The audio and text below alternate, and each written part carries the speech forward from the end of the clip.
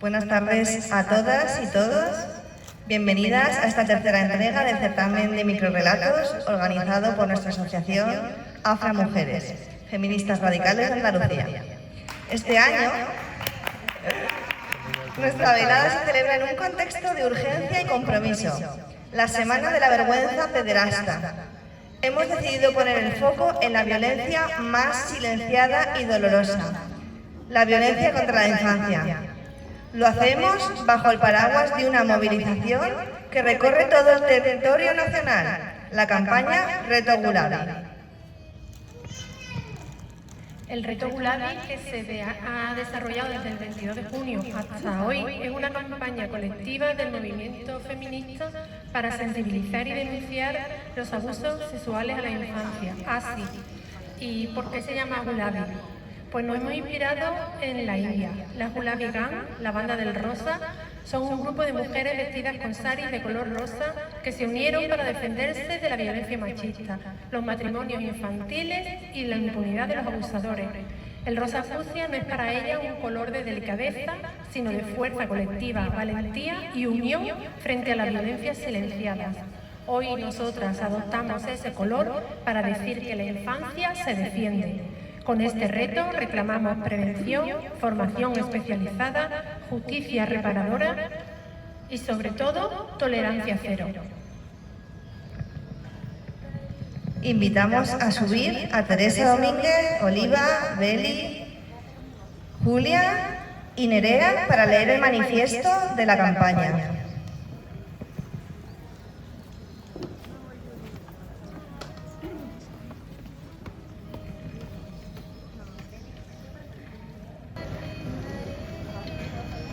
Buenas tardes. Yo quería empezar diciendo que hoy había una compañera que nos iba a acompañar esta tarde y no ha podido estar con nosotras. Y le hemos tenido que pedir a nuestra compañera Nerea, que viene de Sevilla, que nos acompañe para leer este manifiesto. Nuestra compañera Victoria no ha podido estar aquí hoy porque, por desgracia, ella está en su casa, muy preocupada con su familia, es de origen venezolano y están sufriendo en su casa lo que están sufriendo millones de venezolanos. Están pendientes de sus familiares que han desaparecido. Por eso, en estos momentos, antes de empezar con la lectura de este manifiesto, yo quería pedir un minuto de silencio por esas personas que han fallecido, por esas miles de personas que están desaparecidas, por esas más de 3.000 personas que están heridas, por ese sufrimiento que están teniendo ahora mismo millones de personas allí en Venezuela y también a esos venezolanos que están aquí sufriendo por sus familiares. Así que vamos a empezar con un minuto de silencio.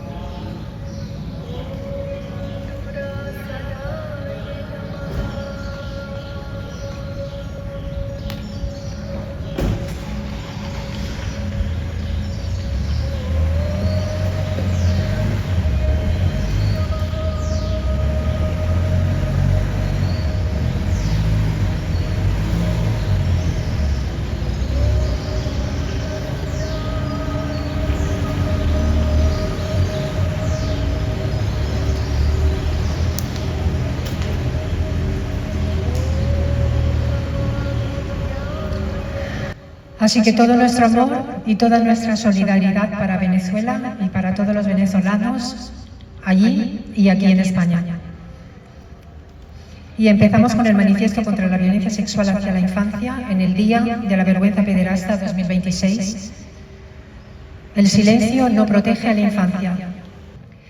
En 2026 la evidencia es clara. La violencia sexual contra niñas, niños y adolescentes sigue siendo una de las violaciones de derechos humanos más extendida y peor abordada. Y el 23 de junio se ha consolidado desde el movimiento feminista y las plataformas antipederasta como una jornada de denuncia frente a la violencia sexual contra menores, como respuesta directa a los intentos de normalización de la pedofilia y pederastia en distintos espacios, incluidos entornos digitales, que desde hace décadas promueve su legitimación.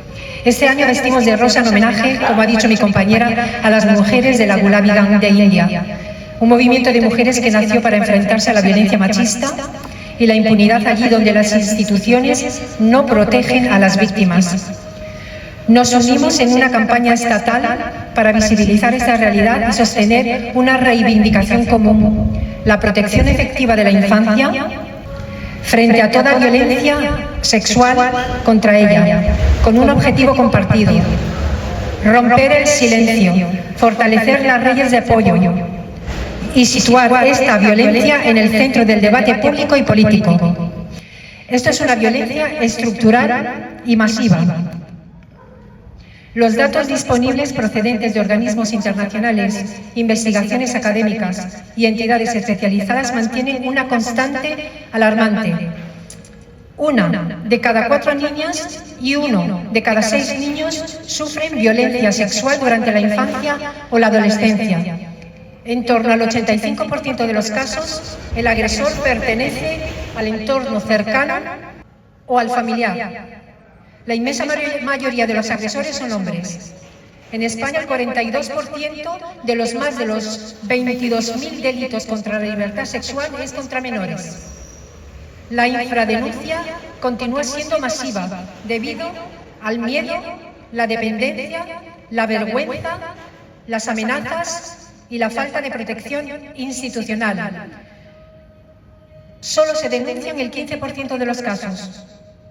La violencia sexual contra la infancia se produce principalmente en espacios de confianza, en hogares, dentro de la familia, en instituciones religiosas, en entornos educativos, en espacios deportivos, en organizaciones comunitarias y en plataformas digitales. El abuso sexual infantil se sostiene sobre relaciones de poder desiguales, donde quienes deberían proteger ejercen violencia, aprovechándose de la dependencia, la vulnerabilidad y el silencio impuesto a la infancia. El incesto y el abuso dentro del entorno familiar. El incesto y el abuso sexual intrafamiliar constituye una de las formas más invisibilizadas y devastadoras de violencia contra la infancia. Muchas víctimas crecen atrapadas entre el miedo, la culpa, la dependencia emocional y la amenaza de destruir a sus propias familias sin hablar.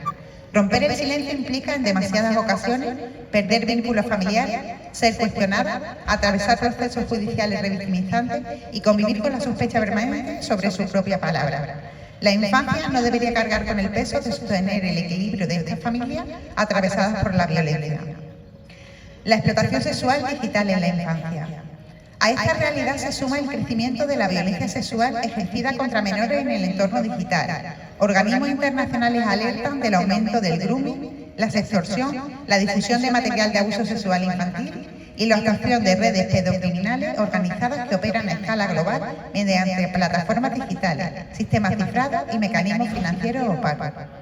También asistimos con enorme preocupación al desarrollo de tecnologías basadas en la inteligencia artificial utilizadas para generar o reproducir violencia sexual contra mujeres, adolescentes y niñas. Los deepfakes pornográficos, la creación de imágenes manipuladas y la utilización de tecnologías sin mecanismos reales de protección demuestran que la innovación tecnológica no puede situarse por encima de los derechos de la infancia. La respuesta institucional continúa llegando tarde mientras el daño ya se ha producido. Turismo sexual infantil y redes transnacionales. Persisten además formas de explotación profundamente invisibilizadas, como el turismo sexual infantil.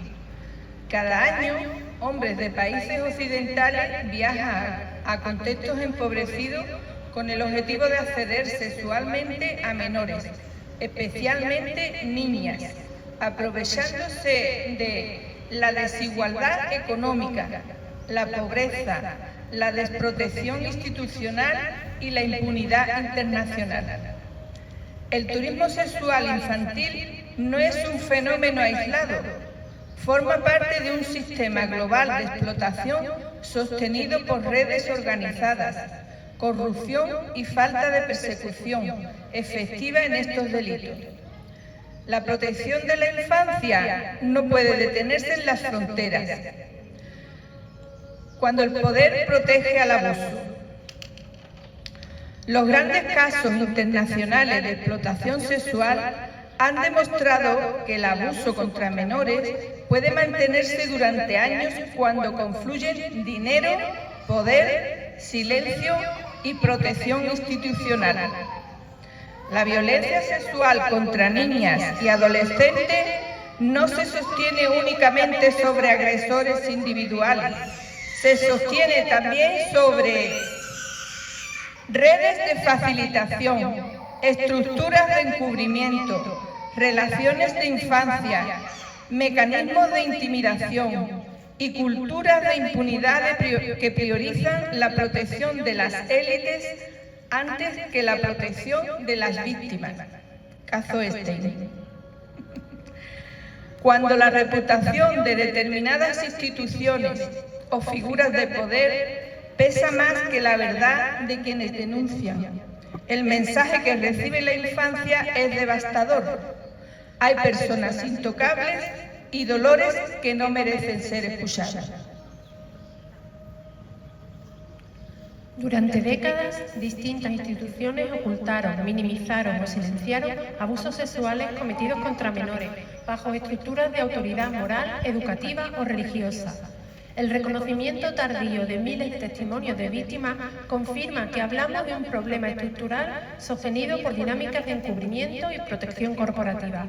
Las víctimas y supervivientes han tenido que enfrentarse no solo al daño sufrido, sino también a la incredulidad, al aislamiento, al acoso y a múltiples formas de violencia institucional. El silencio institucional nunca ha protegido a la infancia, ha protegido a quienes abusaban. La violencia sexual contra niñas, niños y adolescentes no puede analizarse al margen de las estructuras patriarcales que históricamente han legitimado la dominación, el control y la apropiación de los cuerpos más vulnerables.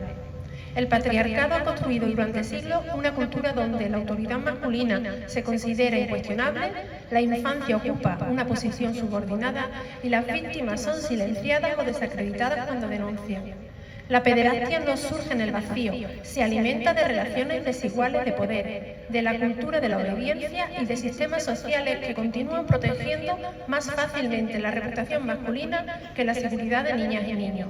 No es casual que la inmensa mayoría de agresores sexuales contra menores sean hombres, ni que muchas víctimas encuentren enormes obstáculos cuando denuncian a figuras masculinas con autoridad familiar, económica, religiosa o institucional. La violencia sexual contra la infancia constituye también una expresión extrema de violencia patriarcal.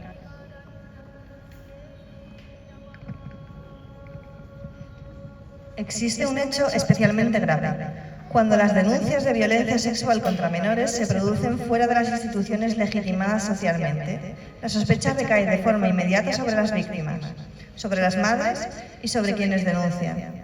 En demasiadas ocasiones, las denuncias por abuso sexual infantil son tratadas como estrategias de conflicto, venganzas, manipulaciones o intereses ocultos.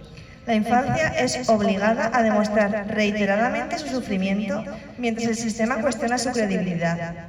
A las madres que intentan proteger a sus hijos e hijas se las desacredita, ridiculiza o castiga institucionalmente, desviando el foco del verdadero problema, la posible existencia de violencia sexual contra menores. Durante décadas, muchas madres protectoras han sido desacreditadas y castigadas institucionalmente mediante la utilización del llamado síndrome de alienación parental, SAP, un constructo sin validez científica, rechazado por organismos internacionales y excluido de los principales manuales diagnósticos. En demasiadas ocasiones, niñas y niños que expresan miedo, rechazo o revelaciones de violencia han sido obligados a convivir nuevamente con quienes se señalaban como agresores, mientras las madres protectoras eran señaladas como manipuladoras, vengativas o incapaces de favorecer el vínculo paterno-filial. El resultado ha sido devastador. Infancias desprotegidas, madres castigadas institucionalmente, revictimización judicial y niñas y niños condenados a perpetuar su propio infierno bajo apariencia de normalización familiar. El uso de estas prácticas constituye una forma de violencia institucional que vulnera el derecho de niñas y niños a ser escuchados, protegidos y tratados como sujetos de derechos. La infancia no necesita ser corregida para vincularse con quien teme. Necesita ser escuchada, protegida y acompañada. La infancia no miente. La llamada bala de plata constituye uno de los ejemplos más crueles de esta lógica. Convertir las denuncias de abuso sexual infantil en una supuesta estrategia procesal supone una forma de violencia institucional que desprotege gravemente a niños y niñas. La prioridad debe ser siempre escuchar, investigar, proteger y garantizar la seguridad a la infancia. Sin embargo, persiste una desigual distribución de la credibilidad. La impunidad no nace únicamente del abuso, nace también de la incredibilidad selectiva y el miedo social a señalar determinadas estructuras de poder. Contamos con avances normativos importantes en materia de protección de la infancia. Sin embargo, la práctica continúa evidenciando enormes déficits.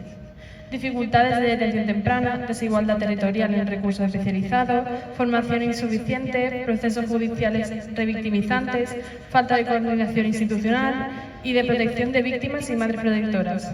Existe una brecha profunda entre el reconocimiento legal de derechos y la protección efectiva de la infancia. No existe consentimiento infantil. Observamos con precaución la aparición de discursos que intentan desdibujar la gravedad de la pederastia mediante eufemismos, manipulaciones discursivas o referencias al supuesto consentimiento infantil. La infancia no puede consentir violencia sexual. Cualquier intento de banalizar, justificar o relativizar la explotación sexual de niñas, niños y adolescentes constituye una amenaza directa a sus derechos fundamentales. La protección de la infancia no admite ambigüedades. Lo que exigimos, el reconocimiento de la violencia sexual contra la infancia como una cuestión estructural de derechos humanos, el refuerzo de los mecanismos de prevención, detección e intervención, formación obligatoria y especializada para todos los profesionales que trabajan con infancia, protección efectiva para víctimas, supervivientes y denunciantes, fin de la revictimización judicial e institucional, prohibición efectiva de la utilización del inexistente SAP y de cualquier práctica derivada de este constructo en procedimientos judiciales y psicosociales, investigación prioritaria de redes de explotación sexual infantil, tanto físicas como digitales, cooperación internacional efectiva frente a delitos sexuales transnacionales, recursos especializados suficientes y accesibles, educación sexual integral como herramienta de prevención y protección, compromiso social activo frente al silencio y la impunidad. El Día de la Vergüenza Pederasta no es un gesto simbólico, es un posicionamiento político y ético. Nombramos la violencia vicaria, nombramos el incesto, nombramos la pedofilia y la pederastia. Nombramos las redes de explotación, nombramos la impunidad, nombramos el silencio institucional y afirmamos con claridad dónde no está el problema. No está en las víctimas, no está en la infancia, no está en las madres que protegen, no está en quienes denuncian. El problema está en quienes abusan, en quienes encubren, en quienes miran hacia otro lado, en quienes, teniendo la obligación de proteger, no actúan. La protección de la infancia no es una opción política, es una obligación ética, social y democrática. Y hoy lo decimos con claridad, no vamos a callar, no vamos a retroceder y no vamos a permitir que la violencia sexual contra la infancia siga siendo normalizada, porque una sociedad que no protege a su infancia no puede llamarse verdaderamente humana.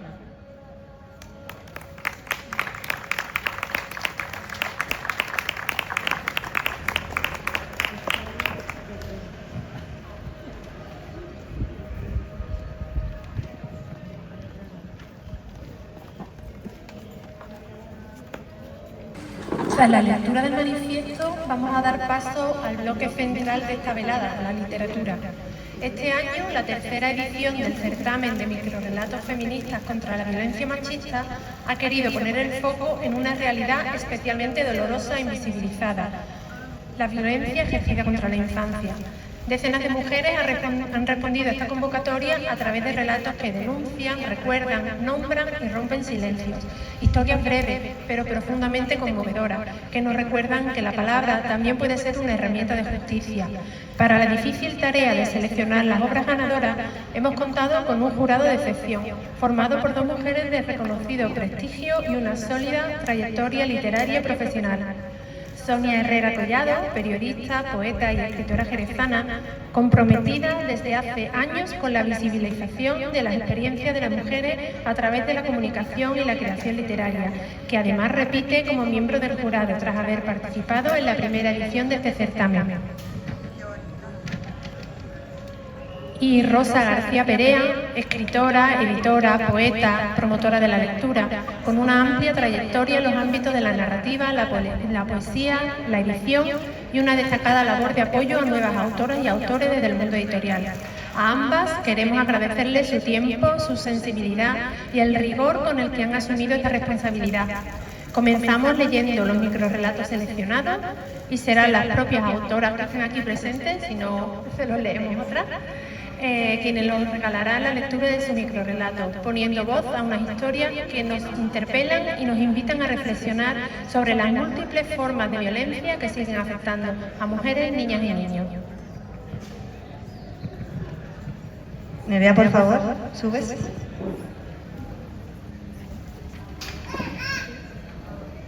Nerea Sanchís va a leer Eternal Sunset. Eternal Sunset. Pepa recuerda que hay ropa en la azotea. Lleva días tendida. Está agotada, pero aún le quedan fuerzas para perderse entre la colada. Mientras respira el sol del atardecer, su pecho se ensancha y la cabeza se despeja. Enciende un cigarro y las lágrimas brotan de sus ojos. Se derraman hasta su cuello. El cuerpo de Pepa se afloja. Tras el parto de Lucía, su hija mayor, algo se destrabó del útero al corazón. Supo entonces que ella tenía razón. Aquel tipo que tendría que haberla cuidado y protegido era un abusador. Lustros de dudas, desconexión y dolor. El puerperio de Lucía le trajo una antigua memoria, tatuada a fuego en su piel. Hoy, como de costumbre, Pepa recoge calcetines y mudas, y el color ocre del atardecer le trae un recuerdo, una fantasía de calma y amor infinito, la niña que fue y la ternura de su piel. Entre pinzas y cordeles, Pepa sabe que no es mentira su verdad y que fuera, en otras azoteas, hay más Pepas nombrando violencias. El cigarro se consume, el sol desaparece entre montañas de hormigón. Pepa lucha, ahora tranquila, por un mundo libre para Lucía, donde los atardeceres sean eternos.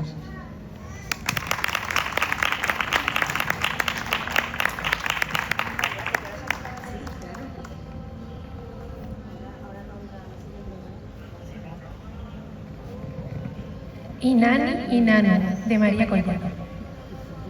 Soy yo.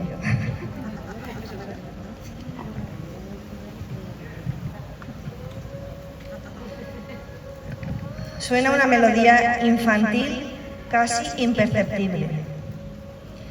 Acabo de tener un hermanito y a mí me duele la tripita. Mi padre está muy contentito y yo estoy mareadita.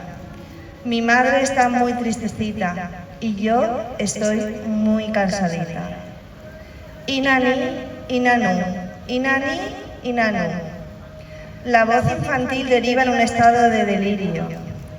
Las brujas me cuentan que ya no podrán, nunca a los hombres con otros hombres casarme, no podrán. Nunca a los hombres junto a otros hombres violarme, no podrán. Nunca a los hombres de mi útero apoderarse, no podrán. Nunca a los hombres por dote aniquilarme, no podrán. Nunca a los hombres por su honor asesinarme, no podrán. Suena de nuevo una melodía infantil casi moribunda. Acabo de tener un hermanito y ya lo han puesto muy gordito. Mi padre está muy contentito, su barriga la tiene bien llenita. Mi madre está muy tristecita, porque mi padre le ha prohibido mantenerme con vidita. Inanición. Faltan 68 millones de niñas y mujeres en India. Priya, de 4 años, es tan solo una más.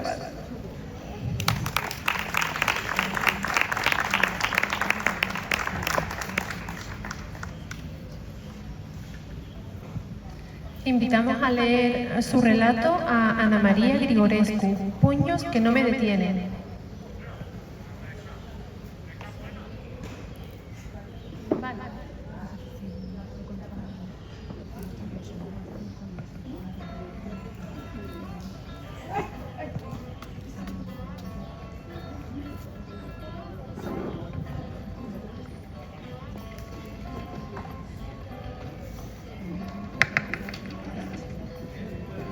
Puños que no me detienen.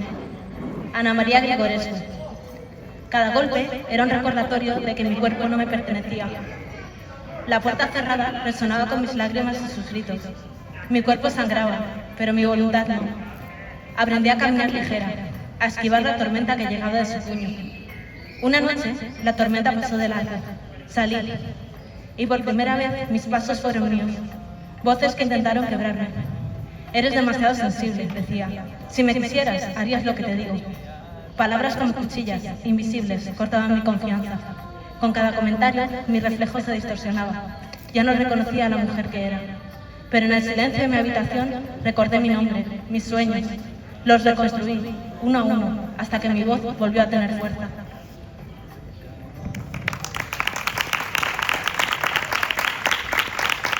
Oliva Aguilera, La boda.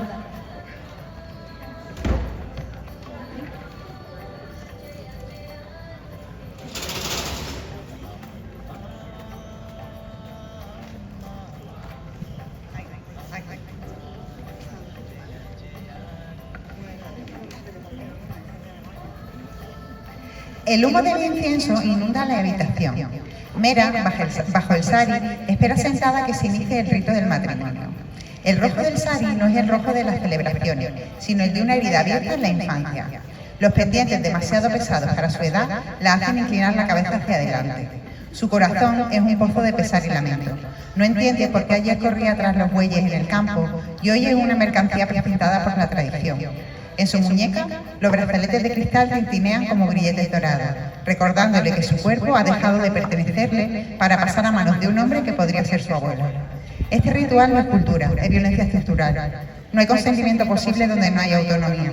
El matrimonio infantil es el mecanismo de control más antiguo para domesticar el potencial de las niñas, sepultando sus derechos bajo el peso de las tareas domésticas y la maternidad forzada.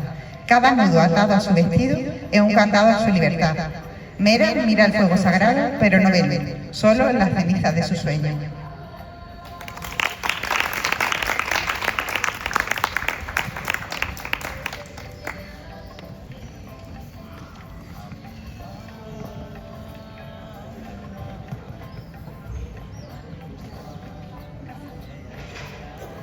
A continuación, Begoña leerá su microrrelato Casi. He preparado la cena para todos. Hamburguesas completas caseras, con un huevito a la plancha y yemas sin cuajar. Oigo sus murmullos guturales de aprobación al darles los primeros bocados. Ante la tele, hoy juega no sé quién, que ni me he enterado, pero tiene que ser un partidazo. Me alegra que mi novio comparta tiempo con mis hermanos y se divierta. Es que estoy cansada de que todos me lo critiquen y le pongan malas caras. Es una persona, solo un poco especial. La gente es que es muy poco ofensiva, ¿eh? En silencio, mientras recojo los cacharros, me siento orgullosa de mí misma. Hoy he sido capaz de estar todo el día en la cocina sin probar bocado. Y ni me mareaba ni se me ha bajado el azúcar. La otra mañana, con una glucemia más alta que hoy, tuve que tumbarme, pero parece que ya me he adaptado. Ayer tarde, en el baño de su casa, me miraba al espejo y le echaba un ojo al culo, que ya voy viendo más pequeño. Cuando él entró, apretó los labios, frunció el entrecejo y haciendo un gesto con el pulgar y el índice comentó: ya te falta menos para que sea perfecto. Es verdad, ya me quemé.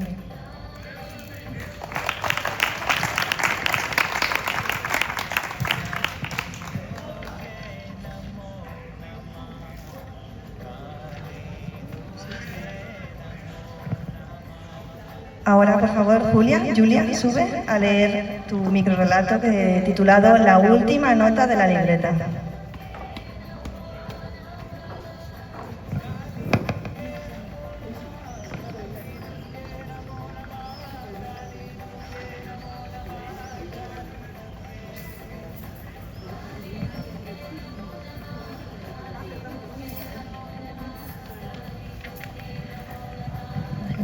En un cajón de la cocina había una libreta pequeña. En ella, María anotaba los días buenos con su marido. Martes, no me gritó. Miércoles, me trajo flores. Viernes, cenamos juntos. Pero la libreta tenía otra cara. Al final María escribía lo que no se atrevía a decir en voz alta.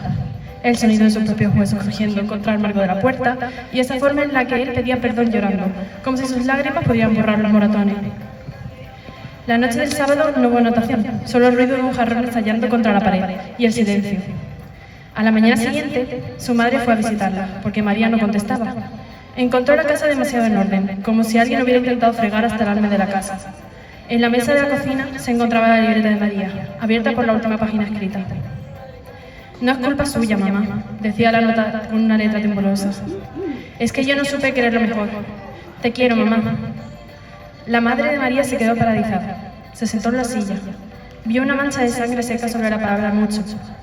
Al ver aquello y las flores que le regaló marchitas, fue cuando la mujer se rompió. Gritó hasta que se le desgarró la garganta, abrazada a esa libreta que aún olía a su hija, mientras que en el piso de arriba, el hombre que le había jurado cuidarla y amarla, dormía plácidamente, ajeno completamente al vacío negro y absoluto que acababa de dejar en el mundo. María ya no estaba para escribir el final. Este lo escribió el forense en un informe frío. Muerte por asesinato. Estas palabras no mencionaban que a María le encantaba cantar mientras dibujaba, ni que le tenía miedo atrás de la oscuridad. Esa misma oscuridad que ahora se la había llevado para siempre.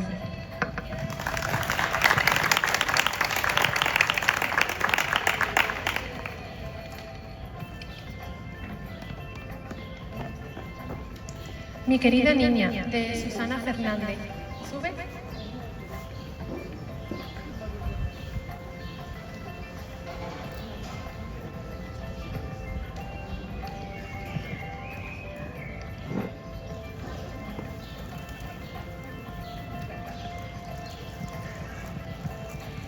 Mi querida niña, ahora empiezo a ser consciente de lo que pasó.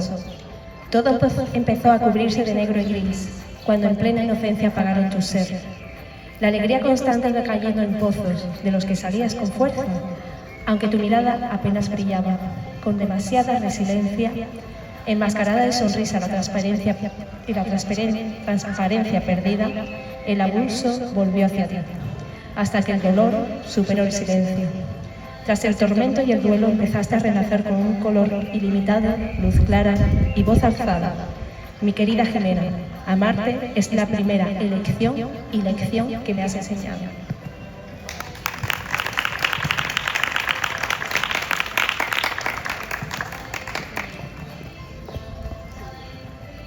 ¿Puedes subir Remedio Jiménez Moreno?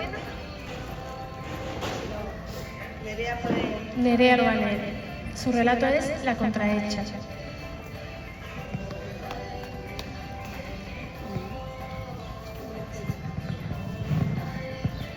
La contrahecha.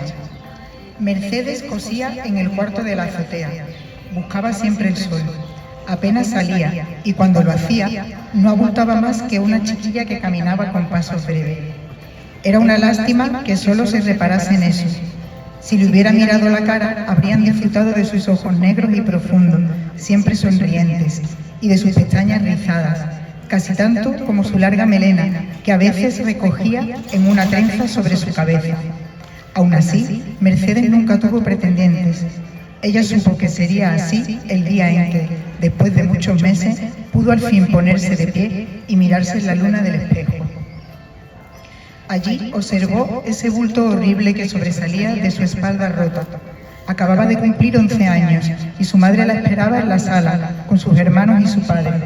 Aquel hombre que, después de escuchar el rugido de su espalda, cuando se interpuso para que la garrota no alcanzara a su madre, salió de la casa y no regresó en un mes.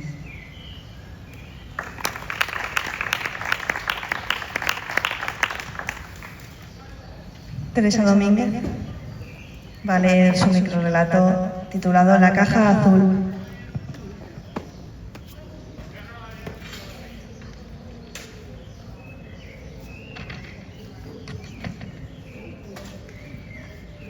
La caja azul. Mi madre decía que yo era una niña muy imaginativa porque hablaba sola en el armario. No hablaba sola, hablaba con la caja azul. La escondía detrás de las mantas el verano que cumplí 8 años.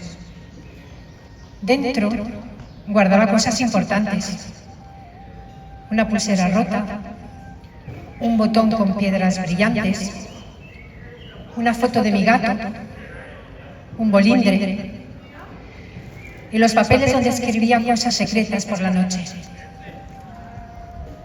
Olía como mi abuelo. No me gustan los domingos. Me hice la dormida.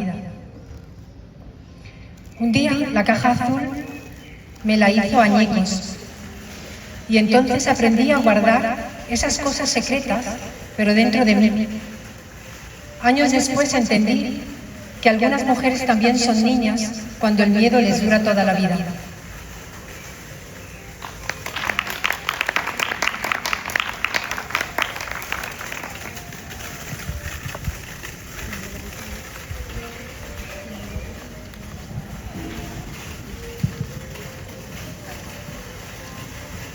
Nadie venía, de Maite Romero. Las paredes sabían cosas que nadie decía.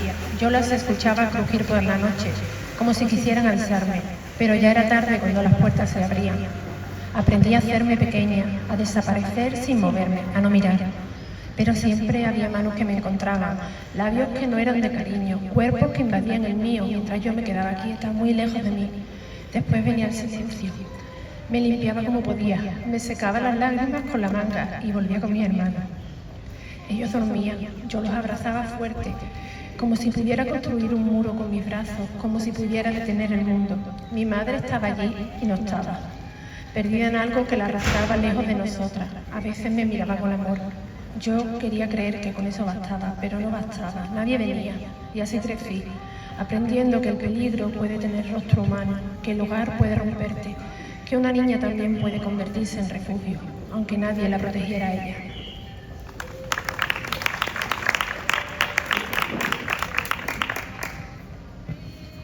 ¿Se encuentra aquí Laura Moreno? Pues voy a leer yo su relato, titulado Sobre la elección. Elige tener una pareja, un pisito mono, un buen trabajo. Elige la vida perfecta que te dijeron que tenías que vivir. Elige a la persona equivocada. Elige a quien elige por ti, por tu bien. Elige quedarte conmigo para hacerme feliz. Elige cuándo y con quién puedes salir. Elige tu ropa, tu pelo, tu forma de hablar. Elige dejarte sola, aislada. Elige perder tu mundo por ti. Elige mandar su cuerpo sobre tu cuerpo. Elige cómo eliges el placer. Complacer, sumisión, abuso. Elige que no eres suficiente. Elige que tú nunca tienes razón. Elige que estás loca cuando ya no puedes más. Elige la culpa, la inseguridad, la manipulación. Elige la violencia. Elige jugar con tu cordura. Elige destrozarte poco a poco. Elige perder tu libertad, perderte a ti. Pero elegiste salir corriendo. Elegiste defenderte, vivir sin miedo. Elegiste tener voz, poder equivocarte, gritar. Elegiste que tú eres la única que puede elegir. Elegiste una vida para ti y ahora estás aquí.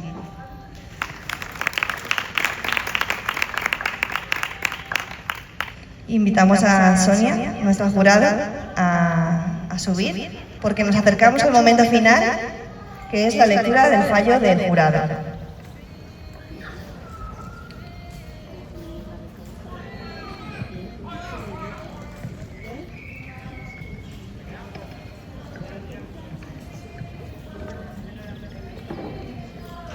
Vale.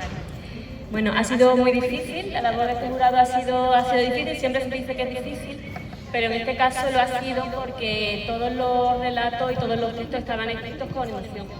Rosa y yo coincidimos en que no estaban escritos a base de estereotipos ni de frases hechas, que sería muy fácil, bueno, lo que hubiese hecho el ChatGPT.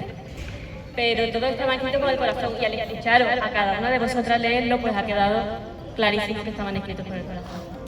Bueno, pues después de toda la dificultad, la mención de honor es para el texto titulado Una historia, que lo ha presentado Mercedes Alonso Rejano.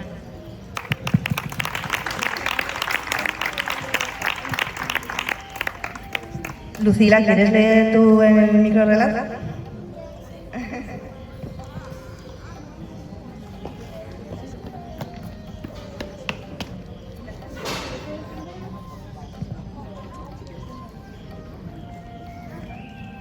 Una historia.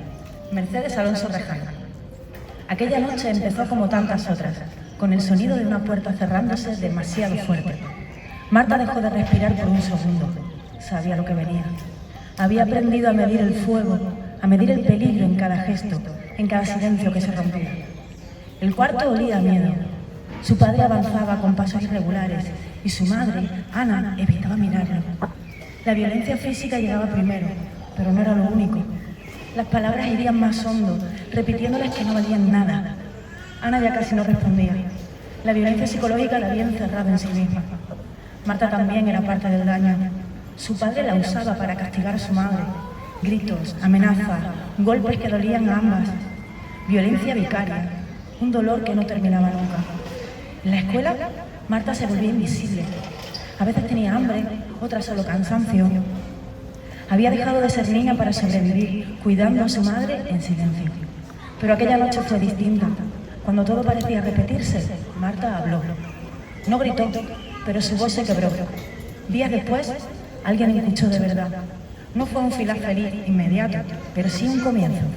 Porque esa pequeña valentía abrió una puerta que ya no volvió a cerrarse.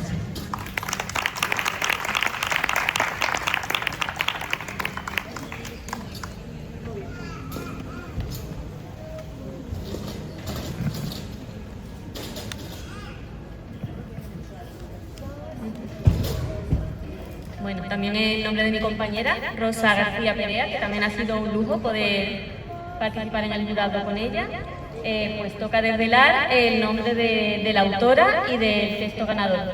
El texto ganador se titula Domesticación y lo ha presentado Sandra González Franco.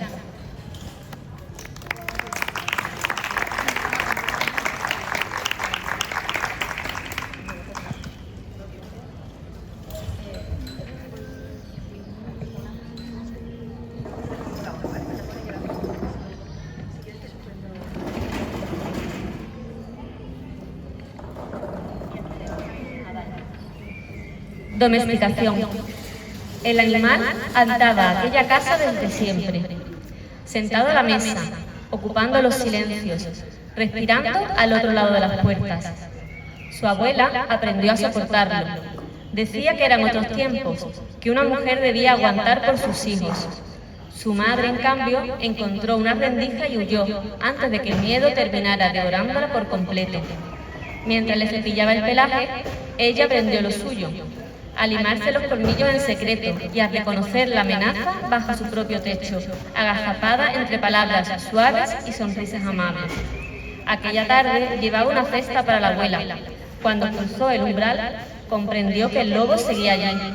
Lo reconoció en el saludo, en la pregunta amable y en esa sonrisa inmóvil que había visto tantas veces. Reconoció también el olor a peligro. Bastó una señal. El animal cayó sin entender en qué momento cambió el cuento. No hubo gritos, apenas un movimiento breve y el crujido húmedo de algo al desgarrarse. Ella recogió la cesta, limpió sus manos en el mantel y salió. Detrás, sobre la nieve intacta, sus huellas carmesí.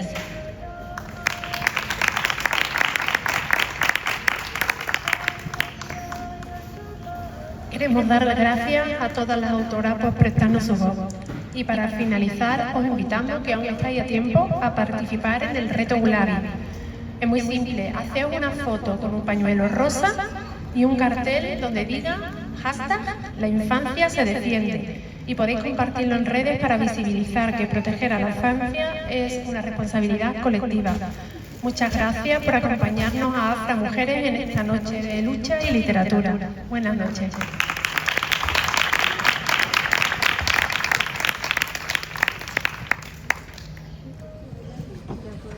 Yo te la paso,